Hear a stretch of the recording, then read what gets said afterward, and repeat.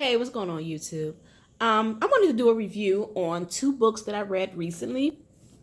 Both were kind of like mystery books, and they had some similarities in them. One that I thoroughly enjoyed and I was very happy with, and the other one I was just kind of like, I could pass.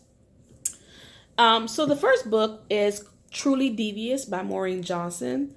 This book is about a private school that was built in the early 20th century, and when the school was open, um, the the owner of the school, he his daughter and his wife were kidnapped, and that case was truly never solved.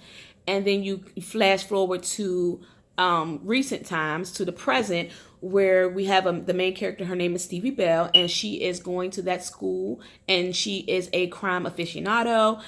She's really into true crime books and murder mysteries, and she wants to solve the case. She wants to solve what happened back then, and finally close this case out. So the pros and cons about this story. The pro will be I like Stevie. I like the main character. I thought she was pretty much relatable. I really enjoyed how the author discussed anxiety, and I really could relate to the way the self doubt and the racing thoughts, and just feeling like you can't get a hold of your thoughts and you're anxious and things like that. So I really I like the representation of that in the book. I was very much interested in the murder from the when the school first opened in the early 20th century. I wanted to know what happened with Ellingham's wife and daughter. I wanted that to be pieced together, but my biggest con is I feel like once I started the book until the point where I ended that book, I never got any more information that to help me get any closer to solving that case. The case is still unsolved at the end of the book. We don't get a lot of information. We have some flashbacks back into the past, when during the investigation period in time, and we see how the investigation is flowing, but we don't get anything concrete. So that was my biggest problem with this book. The other thing is the other characters, the side characters, her friends and classmates. I really didn't connect with any of them.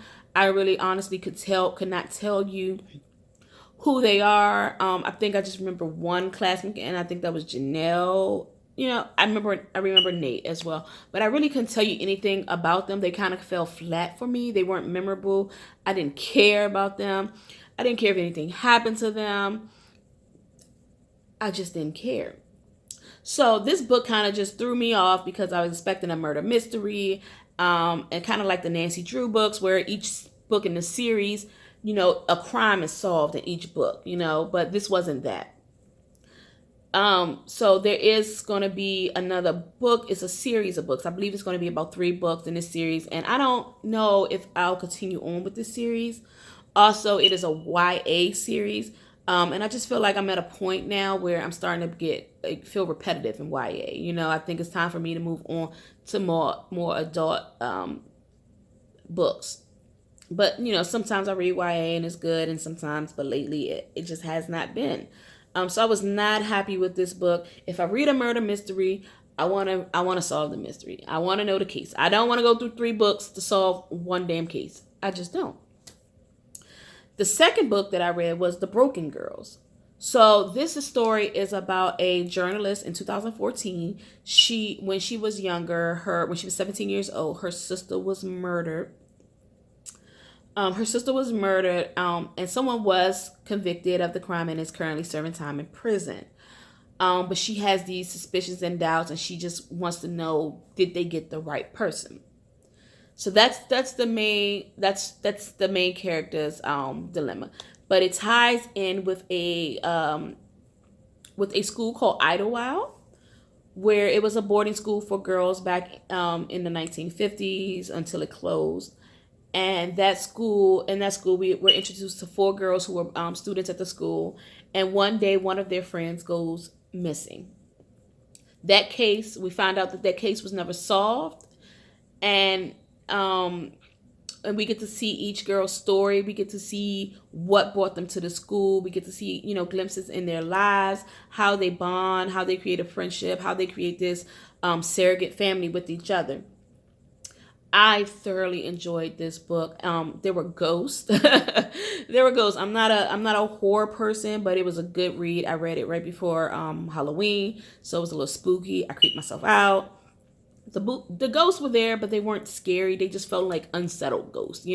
Ghosts who still have things and work that they, things that they haven't settled within themselves in order for them to move on. That's what it felt like to me. But like I said, I enjoyed the book. Both mysteries were solved at the end of the book. Who would have thought? A murder mystery.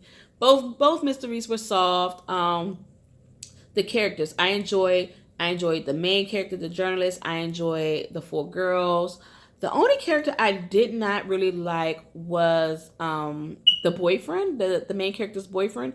I didn't really care for him too much. Especially after there's a scene with his family. I didn't really care for him too much.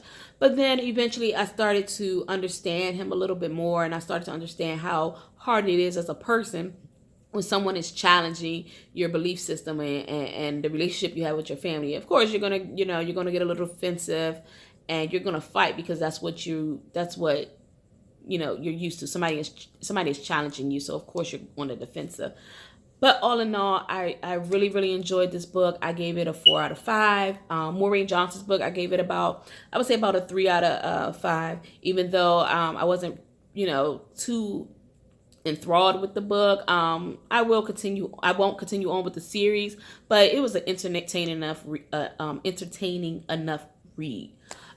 So those were the 2 books that I read, and I just wanted to share my thoughts with those. I'm looking for some new thrillers to read, some more murder mysteries. So if you have any suggestions, just write it down in the comments below.